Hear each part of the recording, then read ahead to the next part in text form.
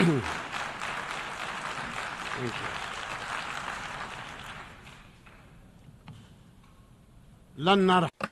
We will not leave. We will not leave. We will not leave. Palestine is our homeland. It is the land of our fathers, our grandfathers. It will remain ours. And if anyone were to leave, it would be the occupying usurpers. In the name of God, most gracious, most merciful. Mr. Philemon Yang, President of the General Assembly of the United Nations. Mr. Antonio Guterres, Secretary General of the United Nations. Ladies and gentlemen, heads and members of delegations, esteemed guests, peace and God's blessings be upon you all. I come to you today as my people, and for almost a year now, are subjected to one of the most heinous crimes of our era. It is a crime of a full-scale war, of genocide, that Israel is perpetrating. Israel, the occupying state. A crime that so far has killed more than 40,000 martyrs in Gaza alone, and thousands remain under the rubble. A crime that has injured more than 100,000 others to this day, and matters are getting worse. Hundreds of Palestinian families have been annihilated. Entire family names have been wiped out of the civil record. More than 100 families have been completely wiped out of the civil record. They no longer exist. Thousands have died because of the spread of disease and epidemics and the shortages in medicine and water. Moreover, more than 2 million Palestinians in Gaza have left their homes multiple times in search of safety and fleeing the systemic operations that the Israeli occupying army is perpetrating. And as this war of aggression continues, dozens are being killed every day, and double that amount is being injured amongst our bereft people in the Gaza Strip and in the West Bank and in Jerusalem. I'm not here to respond to the lies of the Israeli Prime Minister, lies that he said in his speech before the U.S. Congress in July, where he claimed that his army does not kill innocent civilians in Gaza. I ask you by God, who is it then that killed more than 15,000 children of the 40,000, and an equal number of women and elderly persons from our people? And who is it then that is continuing to kill them? I ask you to answer me by God. Stop this crime. Stop it now. Stop killing children and women. Stop the genocide. Stop sending weapons to Israel. This madness cannot continue. The entire world is responsible for what is happening to our people in Gaza and the West Bank. The West Bank that is under a daily and continuous Israeli aggression. It is under a vicious settlement activity. They're building everywhere in Palestine, as if all of Palestine is theirs. It is subjected to the terrorism of gangs of settlers under the patronage and support of the Israeli government and the occupying army, which destroys hundreds of houses in the lands of Palestine, not to mention what our eternal capital, Al-Quds, is being subjected to in terms of campaigns to change its nature, to Judaize it, and to aggress it and its holy sites and landmarks, to change its historic and legal status. We've recently heard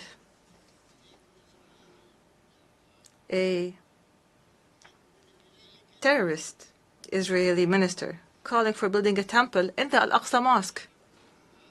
We must condemn and stop this reckless minister and those like him who want to set fire, a fire of religious conflict and strife that will burn everything in its way. The Aqsa Mosque and its surroundings, ladies and gentlemen, is the exclusive property of Muslims. This has been endorsed by a resolution taken by the League of Nations in 1930. This was a resolution by the League of Nations, and we will accept nothing else regardless of the circumstances. Ladies and gentlemen, we have repeatedly warned here in the General Assembly that the situation in the occupied land of the State of Palestine warns of an explosion, and this explosion has happened. It happened on October 7th of last year and afterwards. And from the very first day, I stressed the need to immediately stop the war. I condemned the killing of civilians regardless of who they are and regardless of what side they were on or any people they were from. I demanded the release of prisoners and those detained by both sides. There is no need to detain women, children, and the elderly. We've said this repeatedly. To anyone who has those people detained, I called for immediately going to the negotiations table to implement a two-state solution based on international resolutions.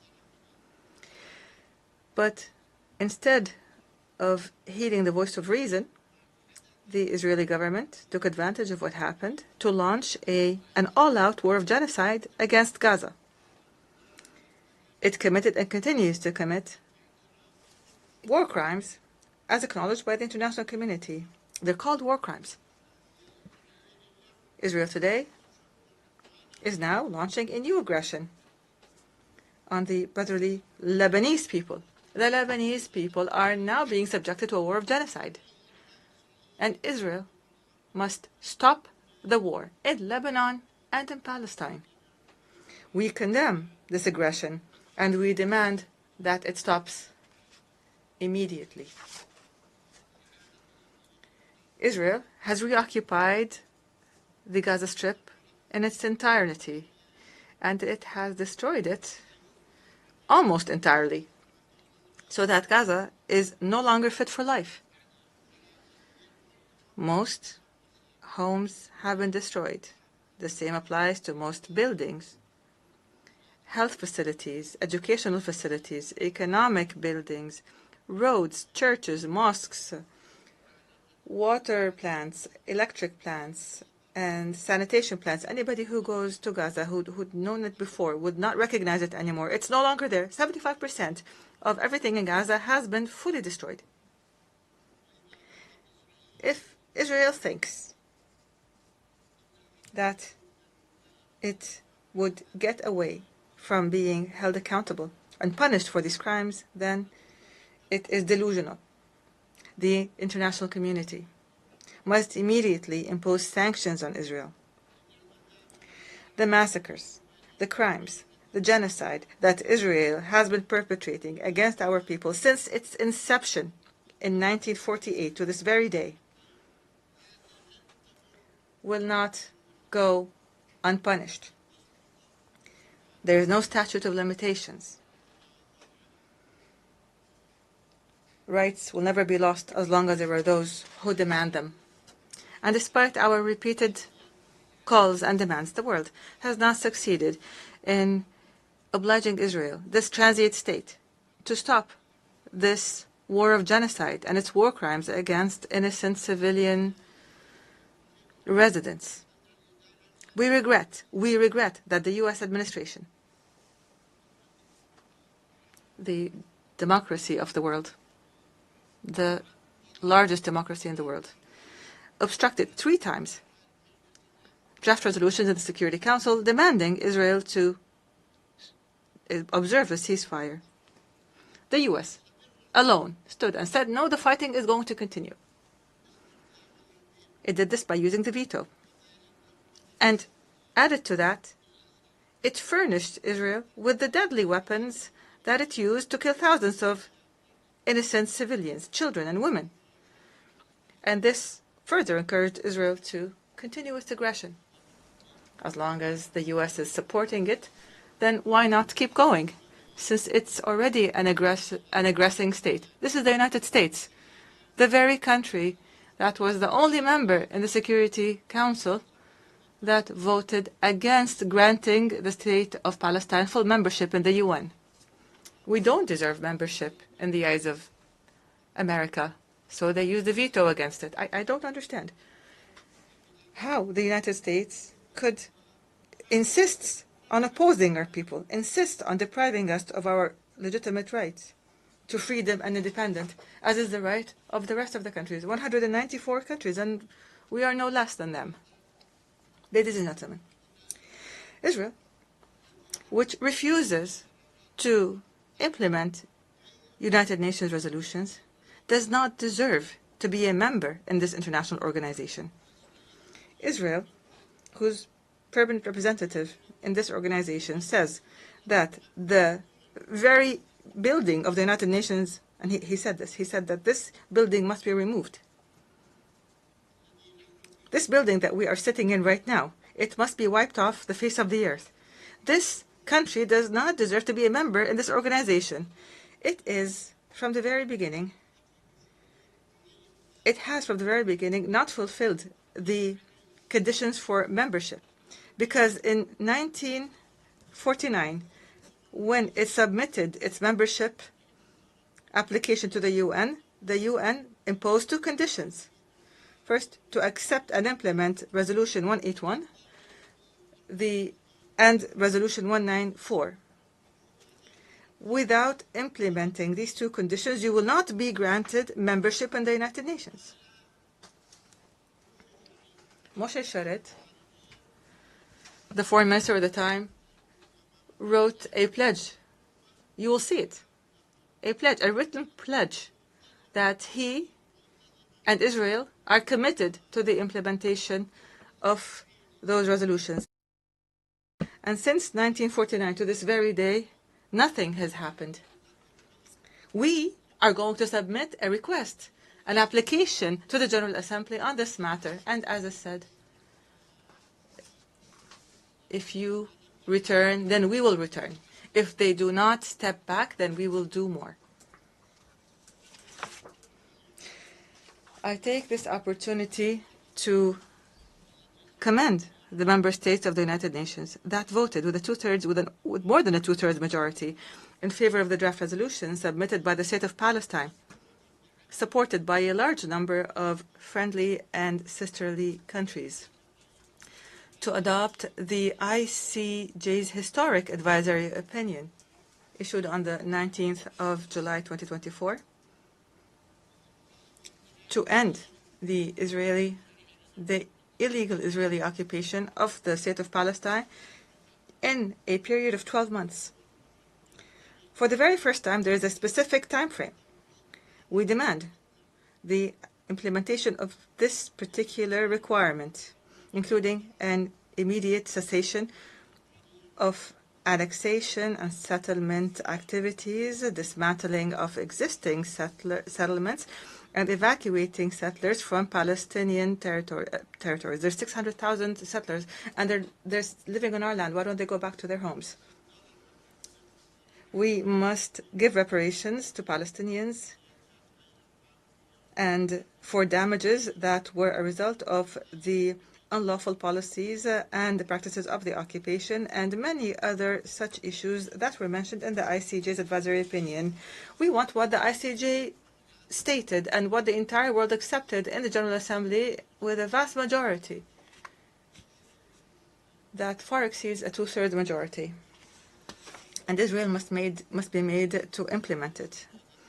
We rely on this resolution, which is the embodiment of international will and the principles of international law and the mechanisms that were adopted in this regard to guarantee implementation. We hope that this resolution would be implemented. Of the 1,000 resolutions taken on the Palestinian people since 1948 until this very day, and not a single one has been implemented yet.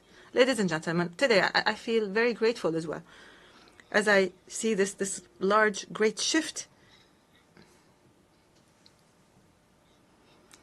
in the positions of member states in the United Nations as they support Palestinians' rights to an independent state that is recognized and that deserves full membership in this organization, as is the case with the rest of the countries in the world that love freedom and peace. In the name of the Palestinian people, I thank you for this support. I thank you for your support of what is right, of justice, to achieve peace in our region. I call upon you to apply the laws of international law according to responsibilities and sovereignty. We don't ask you for more than you can do. We ask every state to give us our support within the realm of its responsibility and sovereignty. I also express our gratitude and appreciation for the demonstrations that spoke against the genocide in Gaza and that supported Palestinian rights that have been taking place throughout the world, including the American people. And I acknowledge the American people are marching in the streets in these demonstrations, and we are grateful to them. We appreciate what is happening in European countries and the noble supporters that come to Palestine, risking their lives as Israelis attack them. And here, I would like to make special mention of the Turkish-American martyr Aisha Noor, killed by the occupation army in cold blood. I say to those, the Palestinian people will not forget your honorable stand. We will remember you proudly when the occupation is eliminated and when our people enjoy freedom and independence. Ladies and gentlemen, recently there was much talk about the next day, the day after. What shall we do on the day after? What is our policy for the day after? And I say to you, the day after the end of the war in the Gaza Strip, I take this opportunity today to give you our view of what is needed immediately and on the day after the war ends. This is our proposal. We propose it to you. You can accept it, you can change it, you can amend it. We are ready for all that. First of all, a comprehensive and permanent ceasefire in Gaza and an end to the military aggressions and attacks by terrorist settlers in the West Bank and East Jerusalem. Second, humanitarian aid must be delivered urgently in an organized manner and in sufficient quantities, because there's nothing in Gaza, and they need everything. This humanitarian aid must be delivered throughout Gaza. Third, a full Israeli withdrawal from the Gaza Strip. We refuse the establishment of buffer zones or taking any part from Gaza. Gaza is only 7 kilometers by 40, and Israel wants to cut it up. It wants a piece here and a piece there, and we will not allow a single centimeter of Gaza to be taken. We demand that we stop the forced displacement inside the Gaza Strip or outside the Gaza Strip. We demand the return of those displaced to their homes or to have housing provided to them. Netanyahu wants the West Bank and the Gaza Strip people to be displaced, to be evacuated to Egypt and to Jordan. We refused. The Jordanian and Egyptian governments, and I thank them for this, said we will not allow the displacement of any Palestinians and eviction of the Palestinians from their lands. Fourth, we demand the protection of UNRWA and humanitarian organizations from Israel's actions and to provide political and financial support to these organizations so that they can perform their role and offer their services to the Palestinian refugees until they return home. UNRWA was established to do its job until the refugees return. And every day Israel finds an excuse to convince others that UNRWA's work must be ended. Fifth, we demand international protection for the Palestinians on the lands of their occupied land. We want protection. We are not fighting Israel. We cannot fight Israel. And we don't want to fight. But we want protection. We want our children, our women, our families to be protected internationally. Sixth, Palestine, the state of Palestine must shoulder its responsibilities in the Gaza Strip and impose its full mandate on it and jurisdiction on it, including the border checkpoints, especially the Rafah international border between Egypt and Palestine, as part of a comprehensive plan. This has existed before, and it must return to the way it was. Seventh, and within the context of a comprehensive national reform process. This is a process that we're undertaking, and most countries have reviewed it, supported it, confirmed it, and thanked the Palestinian government for it. And hopefully we will continue with this process till the very end. In terms of this process, we will reconstruct our infrastructure and state institutions destroyed by Israel. We will revive the economy and establish sustainable development and rebuild the Gaza Strip. And we will hold the state of Israel fully responsible. Eighth, the authority of the state of Palestine and the Palestinian government and the PLO, the legitimate and sole representative of the Palestinian people, will have authority on all Palestinian territories in the Gaza Strip, the West Bank, and Eastern Jerusalem, as has been stipulated for us by international law. We are not asking for more, but we will not accept any less. The West Bank, the Gaza Strip, and the Eastern Jerusalem. We will not ask for more, but we will not accept any less. We will hold general elections. We're ready to hold the elections. We've been ready in the past, but Israel refused to allow us to hold these elections in Jerusalem.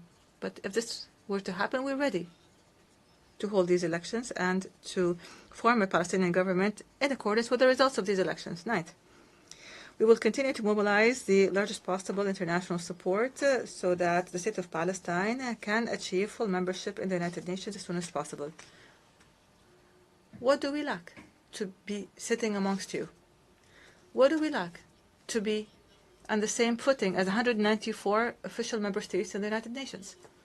We have the land, we have the authority, we have the people, we have the culture, we have the knowledge, we have everything that we need.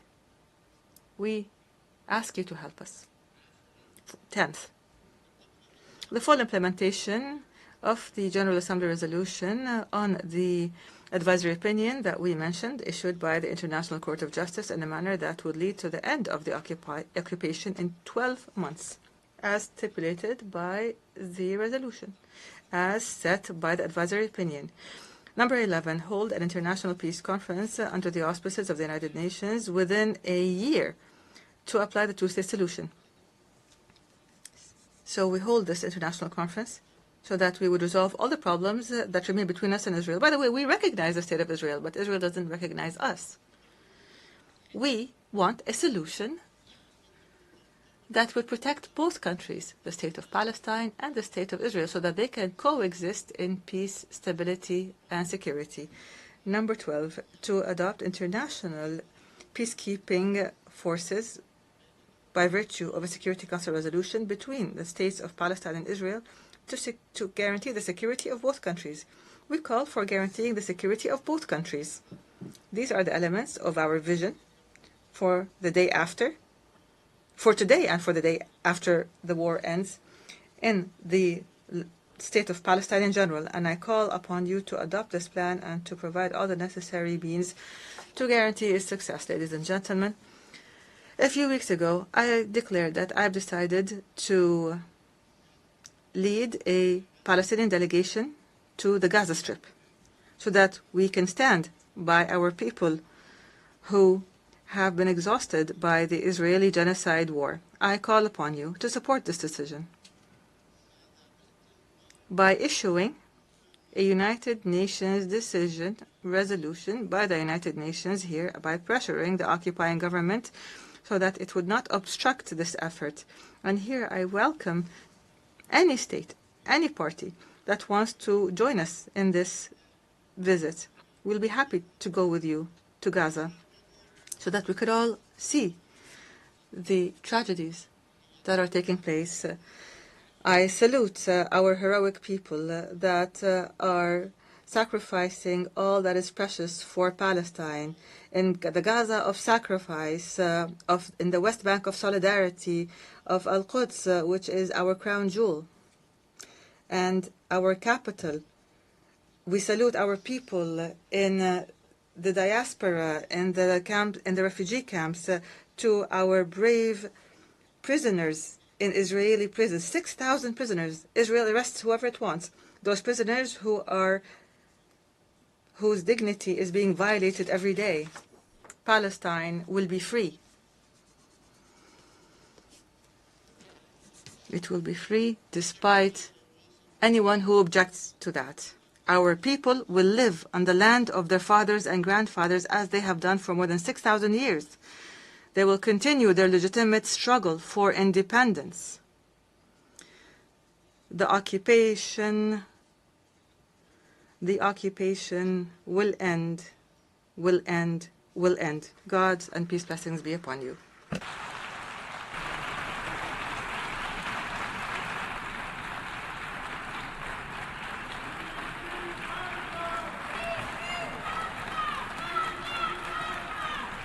En nombre de la Asamblea. On behalf of the Assembly, I wish to thank the President of the State of Palestine. The Assembly will hear an address by His Excellency Mr. Adama Barrow, President of the Republic of the Gambia. I request protocol to escort His Excellency and invite him to address the Assembly.